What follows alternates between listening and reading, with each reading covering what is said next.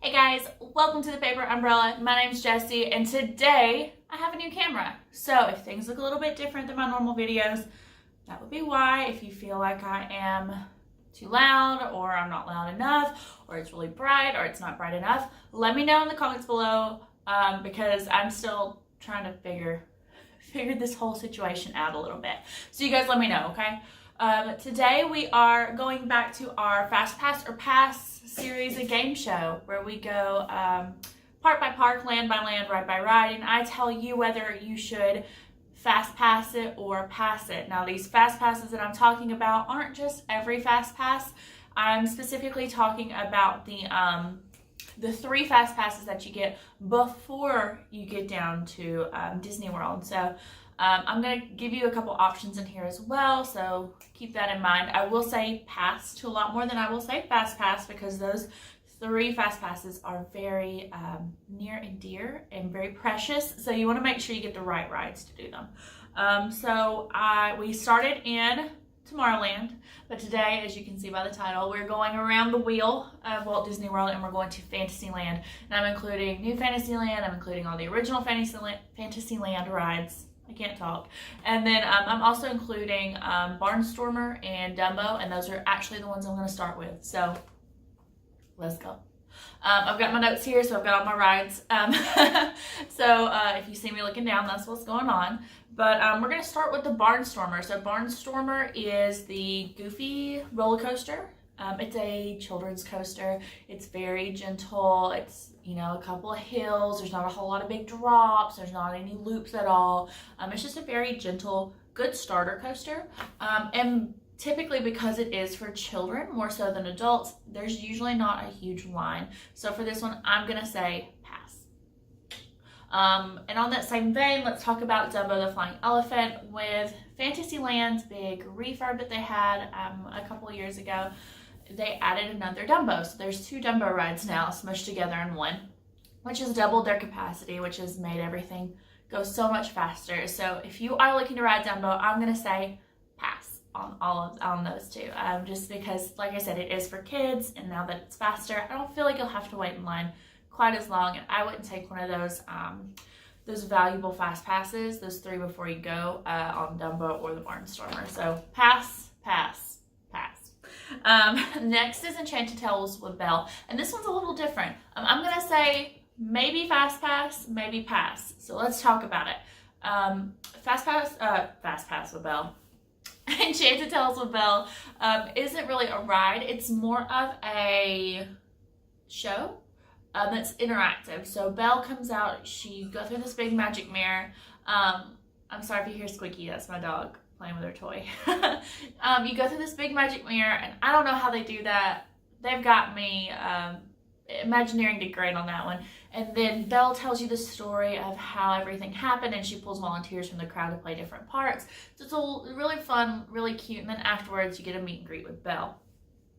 It's really fun. So I'm going to say mostly pass on this, but if you have someone who is obsessed with Belle in your group, this will be a great one to fast pass.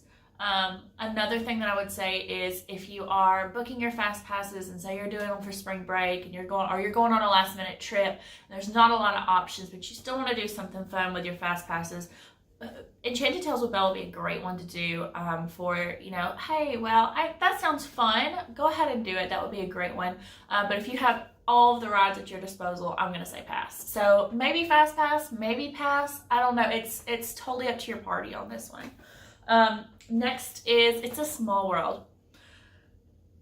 I've ridden It's a Small World too many times in my life. This is one of my little sister's favorite rides. Every time we go to Disney with her, we have to ride it like at least twice. It's her favorite. And I've always stood in line for like 30 minutes for It's a Small World. I don't know why.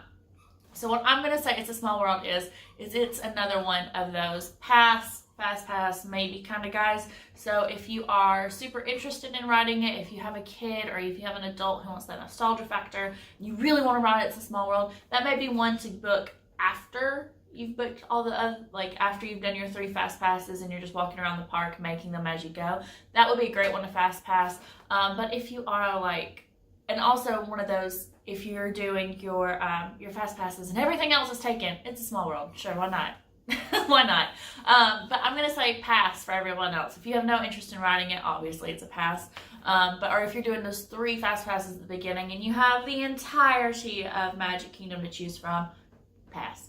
Pass. Hard pass for me. Next is Mad Tea Party. So those are the teacups. That is a huge hard pass for me. I cannot do teacups at all. I get super motion sick, so I can't even ride them anymore. But every time I do see them, there's a little bit of a line, but it's usually not a long line. So I'm going to say pass on the teacups. I don't feel like it's one that you're going to need to stand and ride in line for, just because typically they go really fast anyways, or there's not a huge line normally.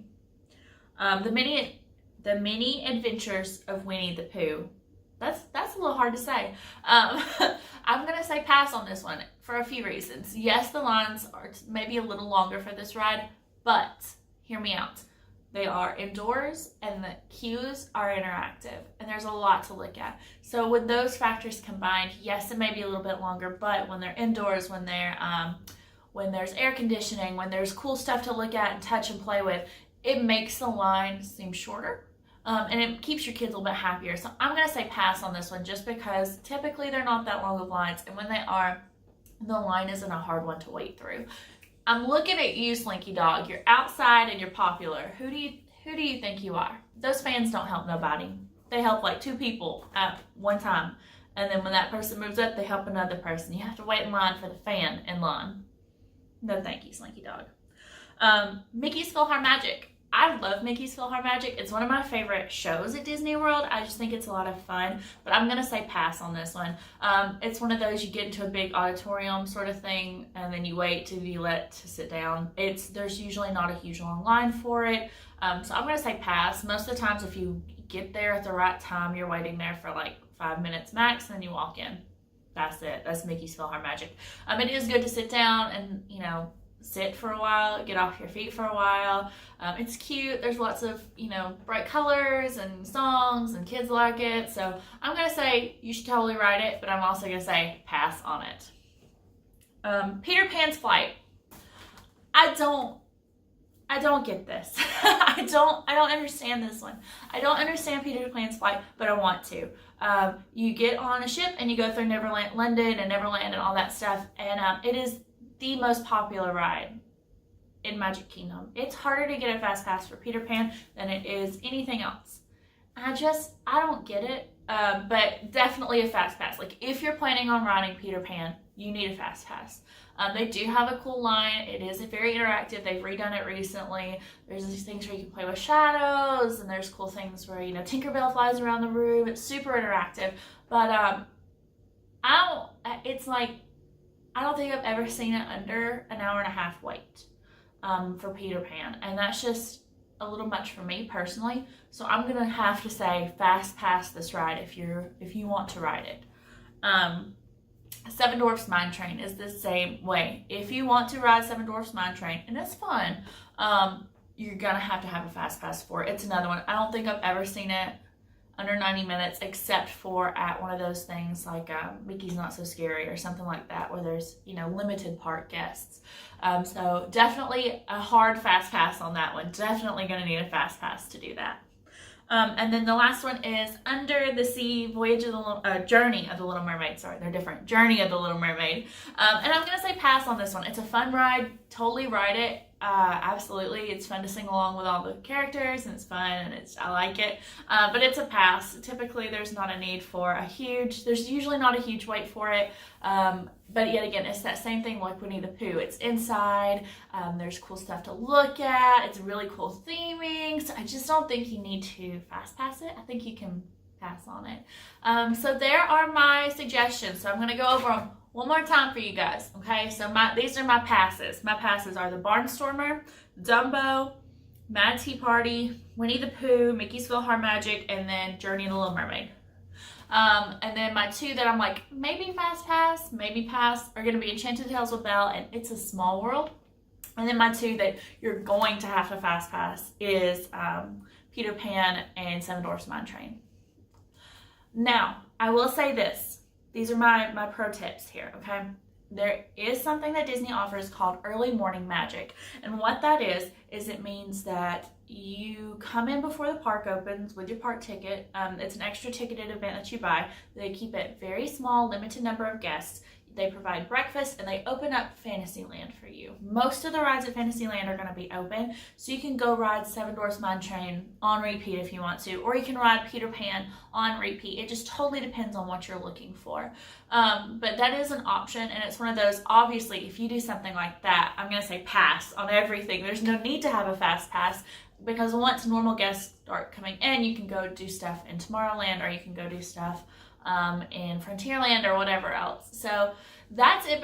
That's been it for the Paper Umbrella today. If you have any questions on Disney touring plans, on fast passes, on anything Disney, leave a comment down below. I want to know what you think. What is your favorite ride in Fantasyland? That's what I want to know. What is your favorite ride in Fantasyland? Let me know in the comments below. If you have any questions, you can always send me an email at thepaperumbrella.travel@gmail.com, or you can visit my handy dandy website at thepaperumbrella.com. I love it. I made it. I'm proud of it. I have to mention it every single video. Please like, please subscribe, please ring the bell for notifications so you can get an update when I post. I will say, coming up this fall, I have big plans. I'm probably going to do a lot of vlogging in the parks. I've got a couple of trips, or at least a trip in the works for you guys. So keep an eye on that. I'll be doing all sorts of stuff as far as pre-trip hauls, what's in my park bag, packing, travel vlogs, all that kind of good stuff. If that sounds like something you want to watch, stay tuned. Definitely ring those bells. You'll get a notification when I do. But thank you guys for watching today. I really appreciate you taking the time and listening to me talk for a little bit. I hope that helps you plan your Disney World trip. And that's it for the Paper Umbrella today, guys. Now go out there and make some waves.